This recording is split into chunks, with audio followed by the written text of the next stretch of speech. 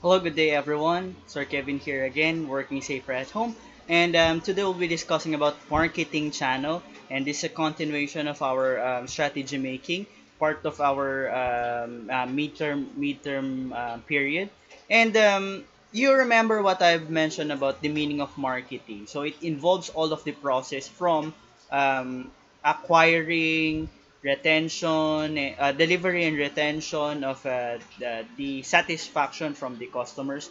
No, so it doesn't just be confined with the delivery of the strategy of your products in your prices, but also how can you achieve that satisfaction. So let's just reflect of this idiomatic expression in marketing, wherein we a business cannot stand on its own. I repeat it. I'll repeat it. That a business cannot stand on its own. So many times in our discussion, I've made mention that um, a business is dependent to its environment. No, and one of these concept will let you understand why that idiomatic expression is always mentioned. So let's talk about our marketing channel, and allow me to run through our objectives for this session. Okay, so number one, you're able to explain why companies use marketing channels and discuss the functions these channels perform. Number two, discuss how channel members interact and how they organize to perform the work from the channel, and identify the major channel alternatives open to a company. Number four, explain how companies select, motivate, and evaluate channel members. No? And lastly, is you're able to discuss the nature and importance of marketing logistics and integrated supply chain management. There's a saying in marketing, there's saying in business that if you cannot do it, let others do it for you. Let's not just copy that on the education perspective, no. Wag mangongopya, of course, or wag hayaan yung ibang gumawa. Of course, magpapatulong ka, not to the point na siya na sasagot diyan, no. In marketing, we need to understand that we might rely on other people. That's why there are business partners, there are company partners, no, and there's a partnership to deliver the satisfaction to the customers. So that's the thing that we need to understand in this session. Okay, so first, supply chain and the value delivery networks. If you remember, marketing is a process that's not just focused on the delivery of satisfaction using the product and the prices and the benefits that they can get from the product. The next question, in fact, it's in economics, one of the basic economic problems asks how to produce. So how will you produce that? How can you able to produce and to deliver that satisfaction to the customers? So the answer is, of course, kasali dyan yung supply chain and the value delivery network. So producing and making products available to buyers requires building relationship with upstream and downstream supply partners. So what's meant by upstream? Upstream are firms that supply the raw materials and component parts and other elements necessary to create a good. So if you remember our discussion, that's chapter 7 and chapter 8, we talk about the classification of goods, and one classification of goods is the industrial goods. No, an industrial good is used to create another product. So sila yung upstream, sila yung nagsusupply ng different ingredients, raw materials for you to create another good. So those are your companies that belong to the upstream. So tumutulong sila para makagawa ka, maka-assemble ka o maka-manufacture ka ng bagong finished product. So please remember what's an upstream. So next, what's a downstream? Okay? A downstream is a marketing channel or a partner that link the firm to the customer. So downstreams perhaps probably are distributors, retailers, wholesalers, and direct marketers that links your production process to the consumption process of your customer, no. So sila yung link or the medium, no, para makuha o ma-achieve yan ng mga customers. More frequently than not, it's really hard to distribute all of your products, especially if your segment or your target market is pertains to the whole population of the Philippines. So you need a downstream, no? So one way to achieve that objective in marketing, for you to be able to be known and also be available in any parts of the Philippines, is you should have the downstream, parang upline downline in a networking, no? So there are upstream that feeds you, no? That feeds you information, that feeds you seminars. That's upstreams. The downstream is the one you are feeding, okay? The one that you're feeding para ma-achieve yan ng mga customers. Okay, so just we for you to have a concrete example, no? So an upstream is the raw materials. For example, no, Honda, Yamaha, Suzuki motorcycles, no, are assembled, or let's say imported from Japan to the Philippines. So there are upstreams there, and they have suppliers, what they call suppliers or industrial partners, that supports them and supplies them materials, machines, engines, and different peripherals of the motorcycles. No, that's the upstream. Now, when the products are assembled, no, after that upstream and the manufacturing of the good, no, we go now to the downstream. Yamaha, Suzuki, and Honda do not distribute only solely by themselves, but they have what they call distributors or dealers, no? So that's the reason why you can able to purchase those motorcycles in any parts of the Philippines, because of those dealers, no? So marami dyan, so not necessarily that Honda yan, Honda talaga na distribute. In fact, they're just uh, what do you call that, official dealer or partner of the manufacturer. So please remember that, no? So this chapter is linked to our next chapter, which will be talking about wholesaling and retailing. How do the manufacturing process is linked by the distribution process towards the achievement of the marketing goal of the organization. Okay, so supply chains and the value delivery network. The value delivery network, as I've mentioned when we start this video, the network made up by the company, suppliers, distributors, and ultimately customers who partner with each other to improve the performance of the entire system in delivering customer value. So, if you remember, marketing process is not just focus on the delivering of the goods, but all of the processes involved. So it came from creating awareness, and then creating interest, and also acquiring or trying the product, no? Is the product available to the customers, and the awareness, yun nga, may ads ba dyan or sales promotions, no? All of those people involved, all of those companies involved with those of the process, are part of the value delivery network, no? For example, in Shopee, they just don't deliver by themselves the product, no? In fact, there's a value delivery network, not just Shopee, but also the suppliers or the sellers, no? That offers amples of products, no? Various products in particular that you might need. And then Shopee's the whole integrated system wherein you can order from the sellers. The sellers will be shipping your products, no, using that platform, no? And then those sellers have those partners, no? So there's that Shopee Express, and then there's JNT and other logistic partners. So value delivery networks involves all of those process from the manufacturers or the sellers towards the consumer. So I hope that you're getting it. Okay? And yun nga, it's what we call partnership to from these parties, so that both objectives are dealt. Okay, so marketing channels represent the downstream side of the value delivery network. So yun yung na binabanggit natin, the dealers, the distributors. Sino ang nagbebenta niyan? Sino ang nagfa-facilitate ng selling?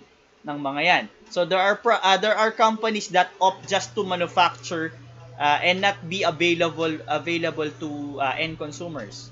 No, they opt to have that value network wherein meron silang mga national dealers and distributors, and hindi nila ino-opt na magbenta. Of course, that's one consideration diyan, yung cost of maintaining a store, no? So sina dealer na bahala diyan, no?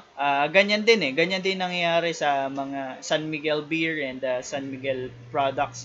So dumediretso sila sa mga logistic partners and dealers warehouse, no, na kumukuha ng orders at yung mga yun na ang nagbebenta sa mga sari-sari store and our final consumers, no? So yun yung mga ano natin, value delivery networks na tinatawag. So nature and importance of marketing channels, of course, no? A marketing channel has a set of interdependent organization that help make a product or service available for use or consumption by the consumer or the business users. No? Channel decisions affect other marketing decisions, of course. No? And channel decisions can lead to competitive advantage. No? So mabilis ang delivery ng mga produkto, no? That's just like what is happening with business outsourcing, no? Uh, Look at this. If every company employs customer service agents, of course that will involve training, that will involve logistics. You'll be investing computers, internet, an office space, no, and of course the human resource package, no, the compensation package that should be competitive, no.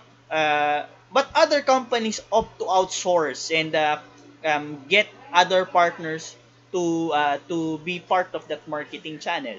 So meron tayong mga ngayon na tinatawag na call center, no? Actually, it's call center. No? So in fact, many international companies are contracting business process outsourcing, because probably it's a cost and a uh, time expense if they try to hire agents, so customer relationship agents, or what you call customer service agents, no, para sumagot lang sa mga tawag. So with that in mind, no, sabi ko nga, if you cannot do it, let others do it for you, no? Lalo na if you don't have the capacity, it's just the same thing.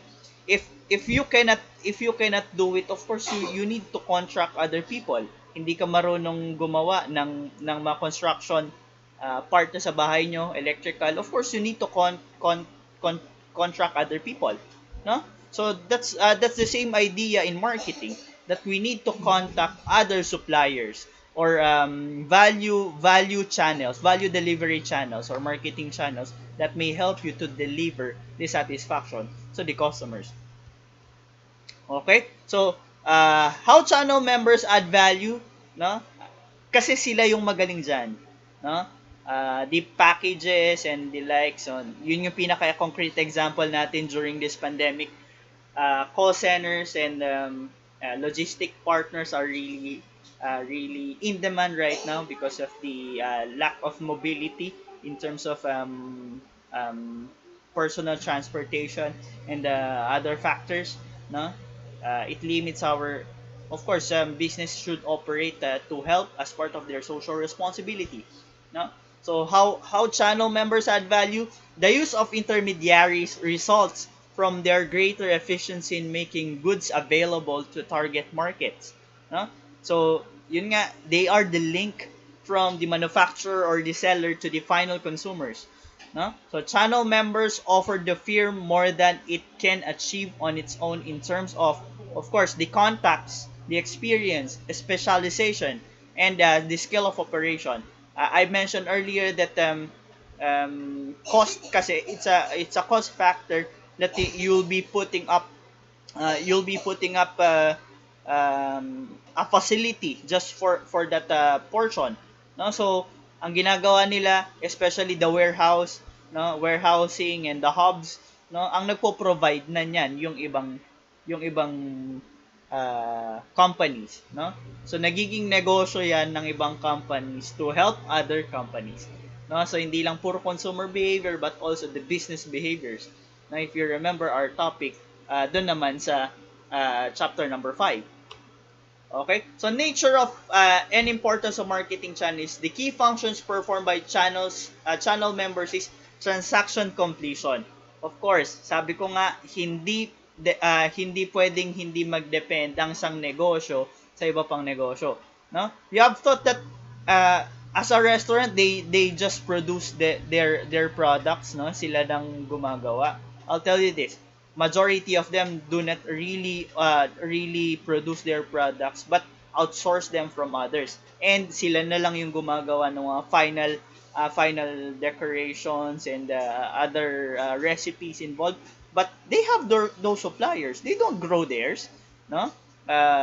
In fact, in agriculture, no, medyo mahirap nga yung mga supplies ngayon, so they got that suppliers coming from other companies, agro industry partners na nagsusupply sa kanila ng mga ganyan. So, na it's the transaction completion. Ulitin ko, if you cannot do it by yourselves, no, do it with your partners, no? So dito papasok yung partnerships, the delivery of the satisfaction to the customers. So your transaction completion may help you to spread information. So you have partners, advertising partners, promotions, or the dealer partnerships, the contact, yan, even the ads and other business outsourcing, and then the matching and negotiation can help, no, in the completion of a transaction. The transaction fulfillment, yung physical distribution, financing, and restaking, no? Dito complete yung augmented product, if you remember chapter number 7, no? That the transaction fulfillment, kasali doon yung financing and restaking. Madaming bumibili ng mga phones ngayon because part of their fulfillment of the satisfaction to customers, it may be available, no, through financing. So pwede na credit card, pwede na home credit, no? So dumadagdag ngayon yung chance na ma-fulfill or ma-complete yung transaction kasi yung iba gusto nilang bumili kaso, no, hindi ma-fulfill yung transaction because no, hindi sapat yung pera nila, no? Those are some of the reasons, and also key functions that the channel members perform, no? And the risk-taking and physical distribution, yung logistics na tinatawag kanina at binabanggit ko lagi, no? So number of channel levels, we have that number. So the number of intermediary levels indicates the length of a channel. So what's that? You have a direct marketing channels. You have no intermediary levels between the manufacturer and the customers. So there's a zero link, zero marketing channels. So ikaw lahat gumagawa. So ikaw na kumakausap sa customers, ikaw na lahat. Ibig sabihin direct yung relationship mo with the customers for final consumptions. And we have what we call indirect marketing channels, contains one or more intermediaries. So you have you have other layers na nakakausap ng tao o nakakatransaksyon ng tao, no? So all channel institutions are connected by several types of flow, no? So marami yan. I've mentioned there's what we call the upstream and the downstream, no? Maraming mga klase ng mga services and other marketing channels involved. But primarily dun sa downstream, it's the majority of the industries are for the fulfillment, that's logistics, distributions, and dealership, no, para maging available yan. No, mas malawak naman yung supply chain dun sa upstream. Okay, so the channel behavior in organization is the channel will be most effective when each member is assigned tasks it can do best. No? I think you have watched teleserye or movies that are talking a business setup wherein a boss or the marketing head is talking to investors or talking to partners. Particularly in Pepito Manaloto, they really depict that. No? So, pinapakita nila that there's a contract or a partnership between two companies to deliver both of their marketing needs. No? So the channel will be most effective when each member is assigned task it can do best. So whenever you choose a marketing channel, of course, you should pick the best solution.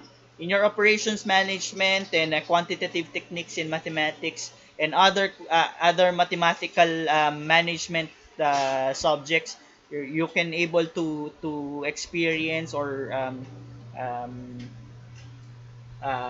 encounter these problems that you get to choose the best alternative, no? Best alternative value delivery network, no? All members cooperate to attain overall channel goals, and if that does not happen, channel conflict occurs. So we have the horizontal conflict occurs from among firms at the same level of the channel, so the retailer to the retailer, no? So that's the horizontal conflict, retailer to retailer, dealer to dealer, no? So yun yung nasa downstream mo as an illustration. Then the vertical conflict is there's a conflict between your wholesaler and the retailer, and you are the manufacturer. So conflict din yan. Then some conflict can be healthy in competition because it encourage, no, sales, no, or quantity in sales, no, in particular because especially if your product that you manufacture is really has a good perception in the market, no. So channel behavior in organization, we have what we call conventional distribution channel, so consist of one or more independent producers, wholesalers, retailers, each a separate business seeking to maximize its own profit, no? Even at the expense of profits for the system as a whole. So it's conventional distribution channel. So from the manufacturer to the wholesaler to the retailer, that's the conventional one. From the retailer to the consumer market, no? So we have also what they call vertical marketing system, wherein a distribution channel structure in which producers, wholesalers, and retailers act as a unified system. So yung convention is downstream, no? So vertical marketing system is you have a unified system. So one channel member owns the other and has contracts with them, or has so much power that they all cooperate. So meron silang mga kasunduan.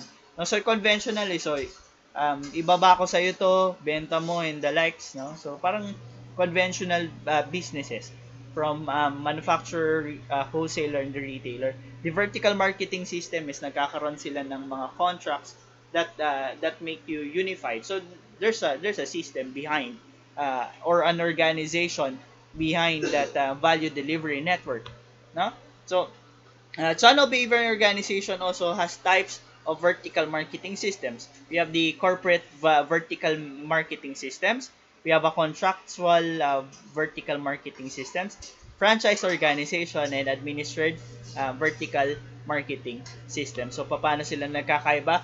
A corporate VMS, vertical marketing system that combines successive stages of production and distribution under single ownership. So that's a corporate VMS, no? So there are producers in a corporation or a group of corporation, no? So there's a producer, there's a manufacturer, the supplier, agriculture, no? Tapos, manufacturer, then you have a logistic partner, a logistic company, and then we have a distributor, no? So, that's the corporate VMS. We have what we call a contractual VMS, yun nga, as mentioned earlier, meron silang kasunduan. Vertical VMS, in which independent firms at different levels of production or distribution join together through contracts to obtain more economies of scales than they could alone. So again, if you cannot do it by yourself, let others do it for you, no? So you contract other people that may best distribute or fulfill their marketing objectives towards that consumers or consumer groups, no? So a channel behavior in organization, we also have franchise organizations are a common form of contractual vertical marketing system in which a franchisor links several stages in the product distribution process. So paano ba nangyayari 'yon? Yeah, in the future you'll be having that subject, franchising management, no? That franchise is an organization wherein kumukuha ng supply and the systems from the mother company, not sinusundan niya lang for distribution. Parang dealership. Yun nga lang, there's a certain system and there's a certain contract between the franchisor and the franchisee. So, magkaiba lang siya ng konti sa distributor wherein nagbebenta lang ang dealer, no? And meron lang mga marketing programs ang manufacturer, no, para mapaboost yung sales. But in a franchise, there's a significant policies and rules that part of the contract. And we have different types of franchise organization: manufacturer-sponsored retailer franchise, a manufacturer-sponsored wholesaler franchise, and a service firm-sponsored retailer franchise. So, paano sila uh, nagkakaiba sa kanan natin pag-uusapan. So, that horizontal marketing system is wherein two or more companies at one level join together to follow a new marketing opportunity. So that's horizontal. So they have the same level, retailer to retailer, and they follow a same marketing plan or marketing objective from the head or the manufacturer, no? So multi-channel distribution system is occurs when a single firm set up two or more marketing channels to reach one or more customers. So this is multifaceted. Now also called hybrid marketing system, offers many advantages. So hindi lang pare-parehong retailer but also iba-iba. So it's dynamic and multifaceted, what I mentioned earlier, that they are trying to achieve or get all of these market segment all at once, no? So that's used by especially for mass marketing strategies, no? So changing channel organization is this intermediation occurs when product and service producer cut out traditional intermediaries or displace resellers with radical new types of intermediaries, no? So in fact nangyayari na to ngayon, this intermediation. So nawawala na yung mga wholesalers kundi diretso na yung mga final retailers, no? Or in fact pwede nang diretso yung mga tao, no, yung mga final consumers directly to the company. So airline firms sell tickets directly to consumers via internet now, no? Even what do you call this, SM theaters, no? SM theaters are selling their tickets online via uh, their own website. Dati meron tayong mga Ticketnet and other intermediaries.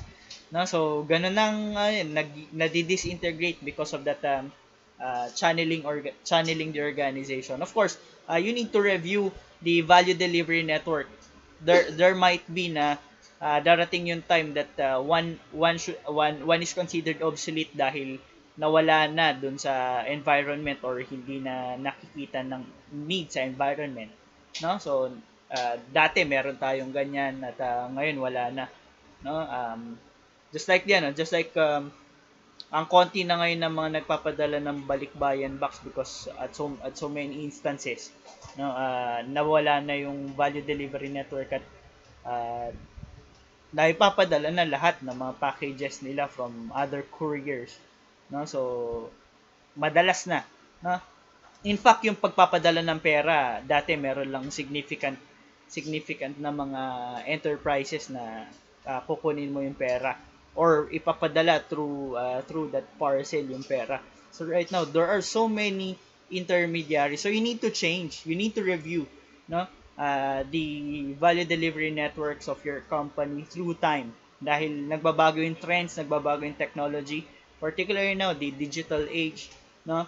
Dati kasi nagbebenta lang lagi at minsang bagsakan. Now, online, disintegrated and disintermediate the process of distribution to final consumers.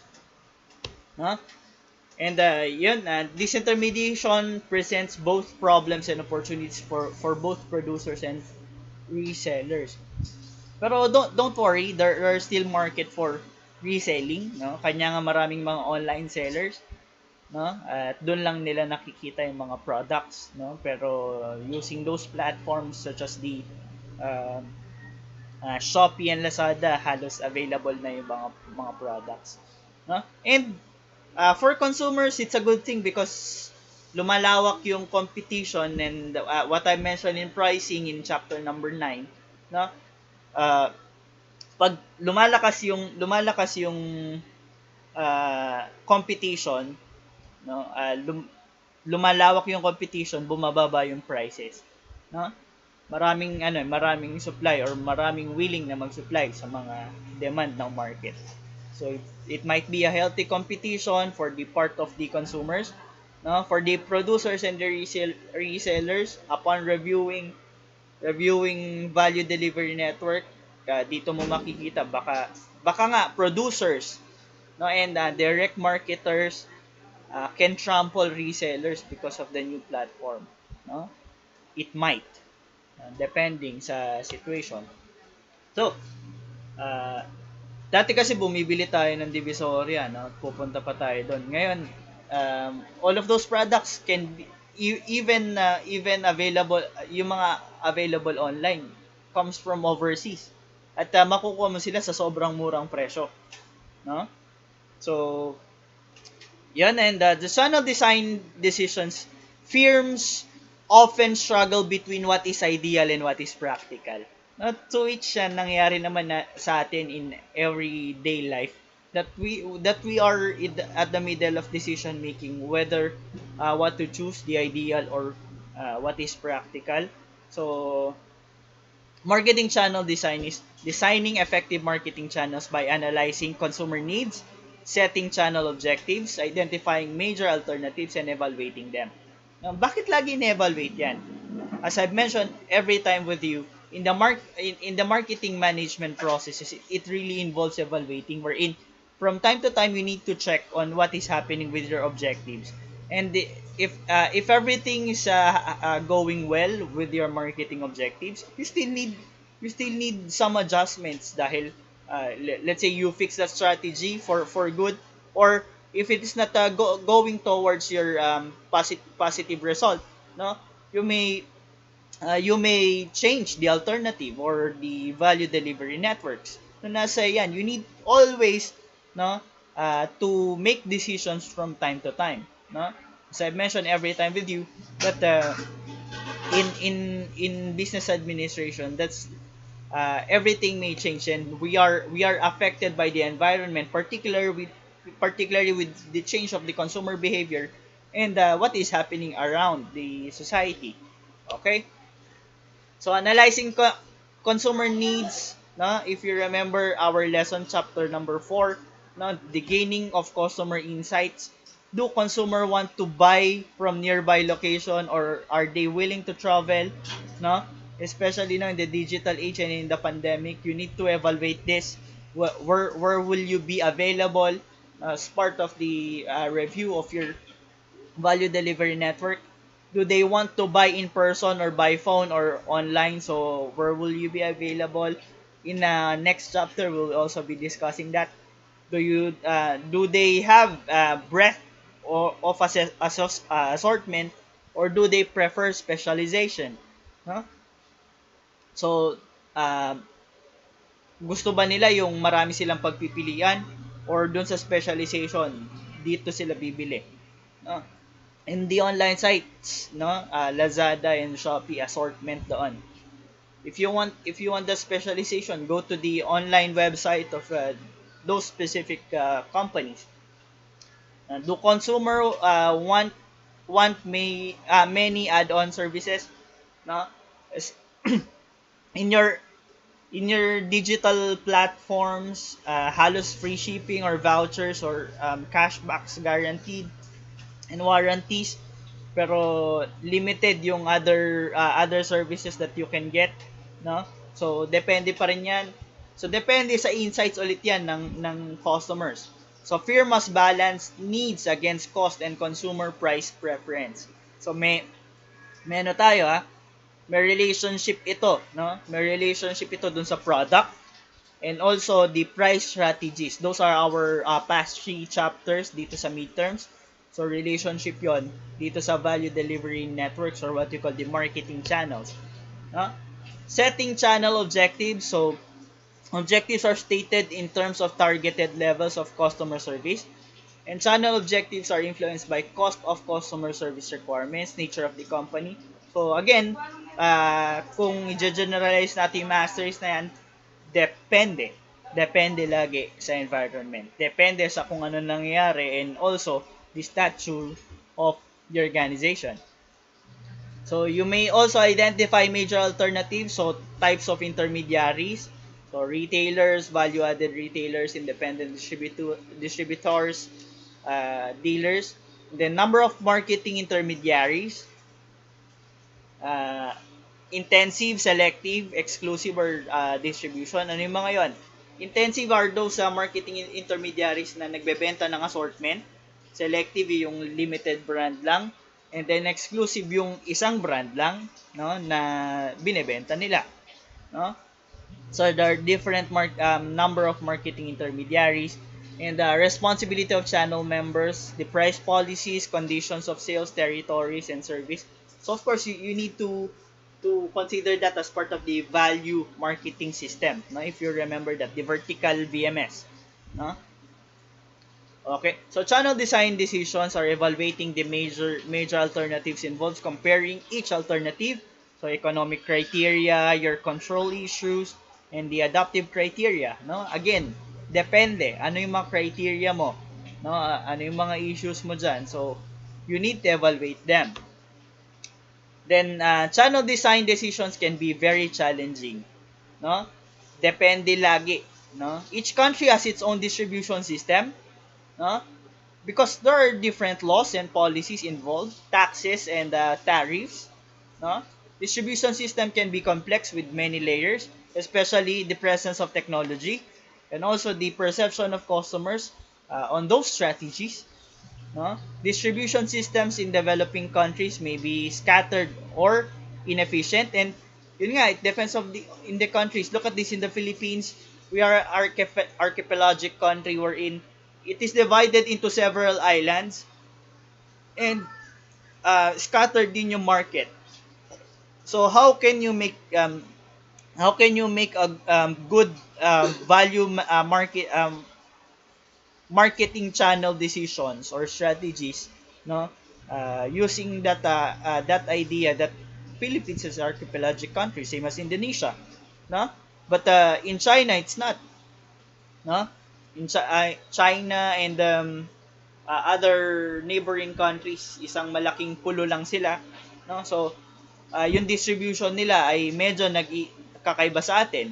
Just like when Shopee and Lazada are delivering um, overseas product or overseas orders, no? Mas matagal dadaan yan sa customs and meron niyang mga hubs from different islands of the Philippines, Luzon, Visayas, and Mindanao.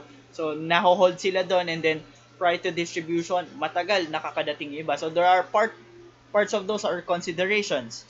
No? So, ano ba yung pwedeng gawin? You might review that kung gusto nila na i-deliver yan kaagad, no? Make a delivery network na dumidiretso sa Visayas yung isang shipment at yung isa dumidiretso na sa Mindanao. Hindi na dadaan ng Manila para mapabilis. So depende sa sitwasyon. Of course, if the customers are willing to wait. And then customs and government regulations, as I mentioned, nagkakaiba. No? They have different restrictions. In fact, in other countries, they ban different products, no, for their reasons, so own reasons. No? Then marketing channel management is selecting channel members. Of course, you need to select the best alternative. And then managing and motivating channels. So that's a partner relationship management wherein, of course, you need to develop relationship with them so as ganahan sila, ma-motivate sila na syempre, part yun ng marketing objective mo, ma-deliver mo yung satisfaction sa customer. No? And of course, you need to evaluate the channel members. No? Public policy and distribution decisions. Laws affecting channel decisions seek to prevent the exclusionary tactics that some firms might use to keep another from using a desired channel. So situations with the potential to violate Clayton Act include exclusive distribution, exclusive dealing, exclusive territorial agreements, and tying agreements. Depende lagi yan. So that's part of the Consumer Act dito sa Pilipinas. No, and also trade laws. No? So that's in America, that's a Clayton Act. No? Okay, so marketing, logistics, and supply chain management is marketing logistics is the physical distribution, planning, implementing, and controlling the physical flow of materials, final goods, no? And related information from points of origin to points of consumption to meet customer requirements at a profit. No? It also involves supply chain management, outbound distribution, inbound distribution, and reverse distribution. Marketing logistics and supply chain management has the greater emphasis and has been placed on logistics recently because firms can gain a competitive advantage when logistics result in better service or lower prices. Pag mura, di ba? That's the competitive edge. Dahil hindi na sila yung nagdi-deliver ng mga products, kundi they allow logistic firms. Kanya nga sumikat yung maraming mga companies ngayon eh. Just like the JNT Express, the JRS, LBC, and the likes. Kasi nga they are business solutions, no, na especially that trucking and logistics, hindi naman lahat ng companies or manufacturers merong mga logistics sa pang-deliver, no? So it improve logistics, then lower the cost, increase product variety, and has created a need for improved logistics and management, and improves in information technology, and have created that means for major gains in distribution efficiency and logistics affect the environment as well as the firm's organizational stability efforts, no? Okay, so marketing, logistics, and chain management has the goals has these goals. Goals of the logistics system is to deliver targeted level of customer service at least cost. No, particularly the logistics segment. Major logistic function includes warehousing, inventory management, transportation, logistic information management. As I mentioned earlier, yung warehousing kasi wala silang mga lugar para makapag ano ng hub, no, or that to store those products, no, na especially kung binili yan mula abroad and then i-distribute dito sa Philippines. Warehousing is important, no, for online sellers, hindi na dahil dumidiretso na yan from the supplier papunta sa kanila, papunta na sa consumers. So naging mabilis na ngayon, no, and commerce is especially e-commerce, yun nga yung uh, mga electronic business na ngayon, business transactions really paved way for a convenient and low cost merchandising para sa mga sellers, and convenient shopping para sa mga customers in general, no? So marketing, logistics, and supply chain management includes that warehousing, how many, what types, and where, storage, warehouses, and distribution centers, no? Inventory management kasali doon sa supply chain management. Of course, you'll be managing this inventory. In accounting, merong cost yung pagkikip ng inventories. So how will you do with that? So that there's a balance between too much and too little inventory. So in your financial management, you need to think about the just in time approach, no? So kailan ka o-order, and then ilan yung orderin mo. And then RFID or smart tag technology is used for the inventory management, no? In fact, ganun din meron ng technology sa pagde-deliver ng items natin, nata-track mo na ngayon kung nasan sila. And online platforms are transparent kung nasaan na nga yung item. So, nag-arrive na ba yan? Saan ba yan? No? Okay? And then, transportation alternatives, katulad dito is the supply chain management, the trucks, the railroad, water carriers, pipelines, air carriers. Kailan nagagamit yung pipelines? In America, they are using those for LPGs or yung fuel para pangluto, tubig kasali sa pipeline, no? Air carriers, internet, intermodal transportation, no? Uh, iba't iba, no? Iba't ibang mga alternatives, no? Uh, Yun nga, that's the logistic. We have what we call the integrated logistic management. This is where the logistics concept that emphasizes teamwork both inside the company and among the marketing channels organization to maximize the performance of the entire distribution system. Just like in Shopee, if the Shopee Express and their internal distribution channel ay hindi na kaya or hindi naaabot yung range na yon, there's JNT, there's Ninja Van, and any other. I don't know if that Ninja Van is for Shopee. I think it's for Lazada. No, but they have different integrated logistic management wherein it's the same procedure, no? Ganon din yung nangyayari, natatrack mo pa rin. Yun nga lang, you allow others na gawin yan para sa'yo. Parang tinatawag nating subcontract, subcon. No, if you cannot do it in time, no, nagsa-subcontract yan para matapos yung project o to deliver what is said in the contract. No, so it requires cross-functional teamwork inside the company. No? Look at this. When there's an issue about the JNT Express in the past, merong pinag-usapan and orders from Shopee and some other online sites ay medyo affected because of that cross-functional relationship of those parties. No? Anyway, na-fix naman na yung problem. Building logistic partners and outsourcing to third-party logistic providers. Yun nga, and that's it. The main idea of this topic is if you cannot do it, let others do it for you. There must be other companies that may be interested on helping you out and to achieve both of your marketing objectives. No? So that's it, ladies and gentlemen. Thank you for watching and listening to our discussion. See you again on to the next one. God bless.